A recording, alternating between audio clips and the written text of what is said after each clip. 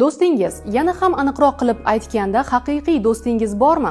Agar bor bo'lsa, ishonavering, siz yuragi sog'lom insonlar safidasiz. Do'stlik yurak xurujining oldini olishini bilarmidingiz? Gap shundaki, olimlar sog'lik hamda do'stlik o'rtasidagi bog'liqlikni aniqlashdi. Braziliyaning San-Paulo yurak instituti kardiologi Fabio Fernandesning tahlillariga ko'ra, chin do'stlik yurak-qon tomir kasalliklarini rivojlanish xavfini 50% gacha kamaytiradi. Do'stlardan mahrum odamlar ruhiy tushkunlik, tamaki chekish, alkogolizm va hatto jismoniy yakkalanishdan ko'proq aziyat chekishadi. Ularning yonida og'ir damlarda yordam beradigan hech kim bo'lmaydi, degan kardiolog. Shifokor bunday insonlarga ijtimoiy aloqalarni mustahkamlash, do'stlar bilan vaqt o'tkazish hamda doimo muloqotda bo'lishni tavsiya qilmoqda. Uning ta'kidlashicha, yaxshi do'stga ega bo'lish nafaqat kayfiyatni ko'taradi, balki tanadagi stress gormoni kortizol darajasini pasaytiradi. Shuningdek, yurak xuruji va insultga olib keladigan yallig'lanish oqsillarini ham kamaytiradi. Ushbu videoni o'zingizga eng yaqin deb biladigan do'stingizga yuborib qo'ying.